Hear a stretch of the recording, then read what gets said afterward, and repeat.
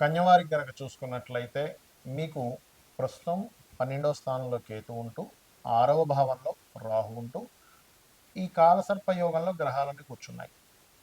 మరలా ఈ కేతువు దగ్గరికి ఆగస్టు మాసంలో ఆగస్టు 15 నుంచి సెప్టెంబర్ 15 వరకు రవి కలిసి ఉంటాడు.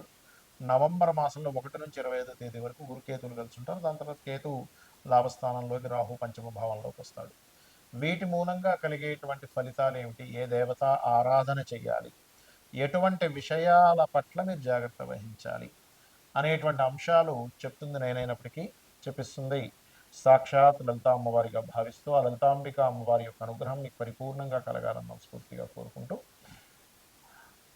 ఇక్కడ ఏంటంటే 12లో ఎప్పుడైతే కేతు ఉన్నాడో, అది కూడా కాలసర్ప యోగంలో ఉన్నాడో, మీరు పెట్టేటువంటి మదుపు ఇన్వెస్ట్మెంట్స్ అంటూ ఉంటాం, ఆ యొక్క అంశంలో చాలా చాలా చాలా జాగ్రత్తగా ఉండాలి, గుర్తుపెట్టుకోండి.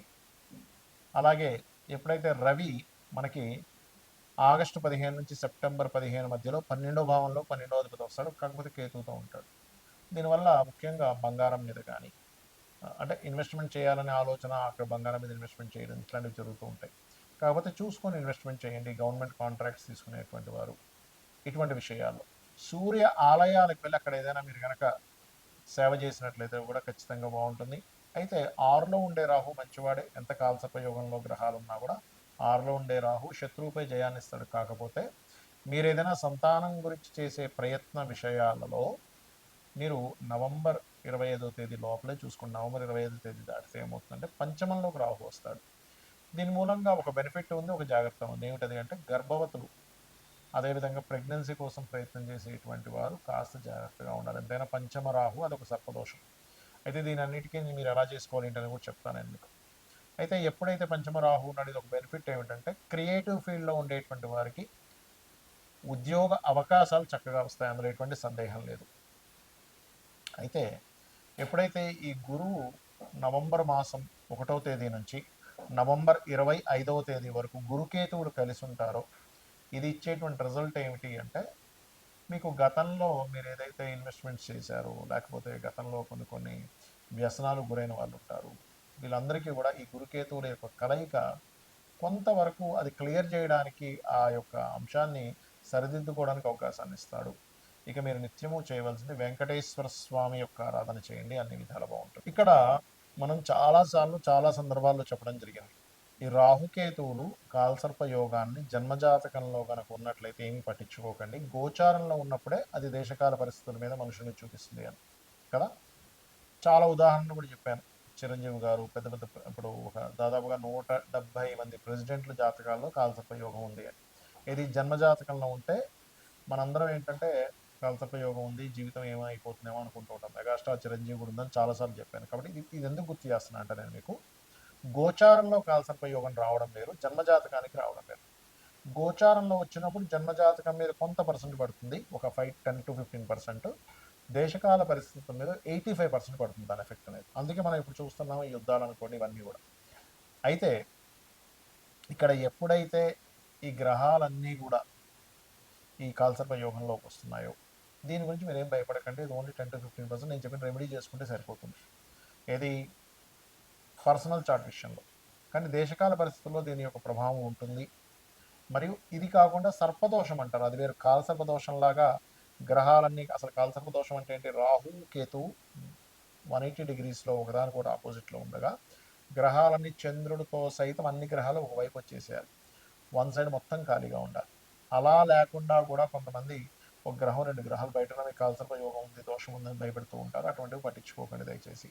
ఒకవేళ మీకు అంతగా కాలసర్ప యోగం ఉందని భయం వేస్తూ ఉన్నట్లయితే చక్కగా మీరు కాళహస్తికి వెళ్ళి స్వామివారిని దర్శనం చేసుకుని అక్కడ రాహుకేతు పూజ చేసుకోండి. లేదా మీ ఇంటికి దగ్గరలో రావి చెట్టు కింద సర్పాలు ప్రతిష్ఠ చేసిన ఉన్నట్లయితే వాటి మీద పసుపు కుంకుమ గంధం కలిపిన వాటర్ వేయండి, సరిపోతుంది. అయితే ఈ నార్మల్ సర్పదోషాలు ఏమిటి చూసుకున్నట్లయితే, శనికేతువులు సర్పదోషం కలిసి ఉంటాయి. దీనికి ఏం చేయాలి పరిహారం కూడా చెప్తాను. కుజరాహువులు, శుక్రకేతువులు, రవిరాహువులు, శని రవి, కుజాబుధ, అదేవిధంగా బుధుడు కేతు, అది స్వల్పమే, పెద్ద కాదు. ఈ రకంగా కొన్ని కాంబినేషన్స్ ఉంటాయి. చంద్రుడు రాహు, అదేవిధంగా శని రాహు, స్తపత యోగం కూడా అంటూ, స్తపత దోషం అని కూడా అంటూ ఉంటారు, యోగము దోషం రెండు అంటూ ఉంటారు. ఈ రకంగా ఇది కూడా ఇస్తుంది. ఇది సర్పదోష సంబంధించిన కాంబినేషన్స్. దీనికి ఏం చేయాలి అంటే, మీకు దగ్గరలో ఇప్పుడు ఆలయాల్లో చూడండి రావి చెట్టు ఉంటుంది. రావి చెట్టు కిందని సర్ప ప్రతిష్ఠ చేసి ఉంటాయి.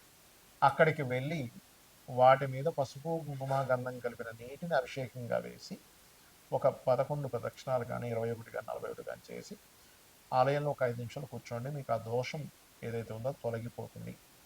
అందరూ చేయవలసింది. ఎందుకంటే కాలసర్ప యోగంలో గ్రహాలన్నీ ఉన్నాయి కాబట్టి. ఇక మరొక విషయం ఏంటంటే, ఎప్పుడైనా సరే ఈ కాంబినేషన్స్ ఉన్నప్పుడు మనం ఏదో అయిపోతుందని కాదు. ఆ యొక్క విషయంలో ఎటువంటి విషయం అంటే ఎటువంటి జాగ్రత్తలు తీసుకుంటే మంచిది అని. ఉదాహరణకి శనికేతువులు ఉన్నారు. మీరు వ్యాపారంలో మీ కాన్సంట్రేషన్ ఎక్కువ చేయాలి ఉద్యోగం కంటే కూడా. ఉద్యోగంలో ఎక్కువ కాన్సంట్రేషన్ చేస్తే అంత పెద్దగా కలిసి రాదు. ఉద్యోగం కూడా చేయబుద్ధి అవ్వదు ఈ కాంబినేషన్ ఉన్నప్పుడు. కుజరాహువులు ఉన్నారనుకోండి మీ జాతకంలో, వాహనం మీద వెళ్ళినప్పుడు ఎక్కువ స్పీడ్గా వెళ్ళకూడదు. అంటే సర్పదోషం ఆ రూపంలో అటాక్ చేస్తూ ఉంటుంది. చంద్రరాహువులు ఉన్నారు. నీటి ప్రదేశాలు వెళ్ళినప్పుడు జాగ్రత్తగా ఉండాలి. అతి మంచితనంతో నమ్మి ఎవరికైనా మనీ ఇవ్వడం ద్వారా, అది ముఖ్యంగా ధనస్థానంలో ఉంటే ధనం మోసపోవడం జరుగుతూ ఉంటుంది. అలా కాకుండా కుజబుద్ధులు ఉన్నారు. మనకు ఒక్కొక్కసారి అవతల వాళ్ళతో మనకి ఎటువంటి పని ఉంది, రిలేషన్ ఉంది, ఏమి తెలుసుకోకుండా ఆర్గ్యూ చేస్తూ ఉంటాం. ఆర్గ్యుమెంట్ జోలికి వెళ్లకుండా ఉండగలిగితే మీకు ఈ సర్పదోషం అనేటువంటిది ఇబ్బందిని ఇవ్వదు, గుర్తుపెట్టుకోండి. అలాగే శుక్రకేతువులు, అమ్మవారి ఆరాధన చేస్తే ఈ దోషం పోతుంది. సర్ప ఆరాధన చేస్తే పోతుంది, లేదా సర్ప ప్రతిష్ఠ చేసినా సరే పోతుంది. వీటన్నిటికీ కూడా సర్ప ప్రతిష్ఠ చేయాల్సిందే. అయితే ఇక్కడ రాహుతోని కేతుతోని కాంబినేషన్ కనుక ఉన్నట్లయితే మరింత ఎక్కువగా ఉంటుంది ప్రబలంగా. అదేవిధంగా రాహు మేషరాశిలోని లేదా సింహరాశి వృశ్చిక రాశిలో ఉన్న సర్పదోషంగా చెప్తూ ఉంటారు. సింహరాశిలో ఉంటే పితృదోషంగా చెప్తూ ఉంటారు. రాహు కానీ శని కానీ కలిసి ఉంటే ఇంకా ఎక్కువ పితృదోషంగా చెప్తూ ఉంటారు. అలాంటప్పుడు అటువంటి పితృదోషాలు ఉన్నా కూడా స్త్రీ జననం జరిగితే దోషం పోతుంది. ఒక్కొక్క దానికి ఒక్కొక్క ఎగ్జంప్షన్ అనేటువంటిది ఉంది. ఏమి చేస్తే ఏమి క్లియర్ అవుతుంది, లైఫ్లో ఇటువంటి మలుపు తిరిగినప్పుడు ఇటువంటి ఫలితాలు వస్తాయి అనేటువంటిది. రవి రాహుల కాంబినేషన్ ఉన్నప్పుడు ఎక్కువగా ఈ ఫుడ్ విషయంలో జాగ్రత్త పడాలి. అంటే మనం తీసుకునేటువంటి ఫుడ్ ఎలాంటిది తీసుకుంటున్నాం, ఎందుకంటే ఇది డైజెషన్ సిస్టమ్ని పాడు చేసుకుంటూ వెళ్తూ ఉంటుంది ఆ దోషం అనేటువంటిది. ఆ రకంగా శని ఒక్కొక్క గ్రహము ఒక్కొక్క ఫలితాలను ఇవ్వడం. శని రాహువులు అంటే ఇదేంటంటే, శని రాహువులు ఉన్నప్పుడు చిన్న స్టేజ్ నుంచి ఎదుగుతూ ఉంటాడు. పట్టుదలతో వెళ్తూ ఉన్నట్లయితే బాగుంటుంది, కానీ జాబ్లోనే ఎక్కువగా ఇక్కడ సక్సెస్ అవుతూ ఉంటారు.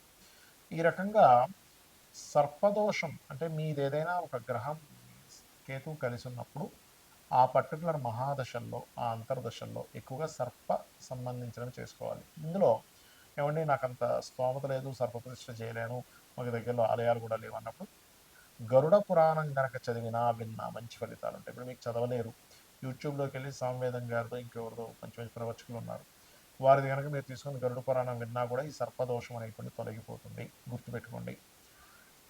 అలాగే ఈ దేశకాల పరిస్థితుల వల్ల కూడా ఇక్కడ ఎప్పుడైతే ఈ కాలసర్ప యుగంలో ఉన్నాయో విపరీతమైన వర్షాలు, జలప్రలయాలు, వైరస్లు, మరియు అదేవిధంగా ఈ నోట్ల రద్దు, ఈ కరెన్సీ రూపు మారడం, రద్దు కంటే కూడా చెప్పాలంటే కరెన్సీ రూపు మారడం, డిజిటలైజ్డ్కి ఎక్కువగా ప్రాధాన్యత ఇవ్వడం, కోర్టు కొన్ని కొన్ని విషయాల్లో అసలు ఏమిటి, అసలు ఇట్లాంటి తీర్పులు ఇస్తుంది ఏంటి అని ఆశ్చర్యపోయేటువంటివి కొన్ని. ఎలా అంటే మనకి రిజర్వేషన్స్ కూడా మార్పు రావడం అనేటువంటిది జరగనుంది. ఎందుకంటే కాలంలో ఎప్పుడూ చూడనటువంటి కాంబినేషన్స్ వస్తున్నాయి. అందుకని ఇటువంటివన్నీ కూడా జరుగుతాయి. బికాజ్ ఆఫ్ ఇక్కడ ఈ కేతు ఎప్పుడైతే పంచమ స్థానంలో ఉన్నాడో ఈ సంవత్సరానికి రాజు గురువు అవుతున్నాడు, కేతుతో కలుస్తున్నాడు. కాబట్టి మన యొక్క ఏవైతే మనం రాసుకున్న రాజ్యాంగంలో అనేకమైనటువంటి మార్పులు జరగనున్నాయి. రాజ్యాంగంలో ఉన్నటువంటి ఆర్టికల్స్ ఏవైతే ఉంటాయో, మనం ఏవైతే పెట్టుకున్నామో కొన్ని కొన్ని ఆర్టికల్స్, అవన్నీ కూడా చాలా మటుకు ప్రక్షాళన జరిగేటువంటి యోగాన్ని ఈ రాహుకేతువులు, గురువు, రవి వీళ్ళందరూ ఇవ్వబోతున్నారు. శ్రీమాత్రే నమః.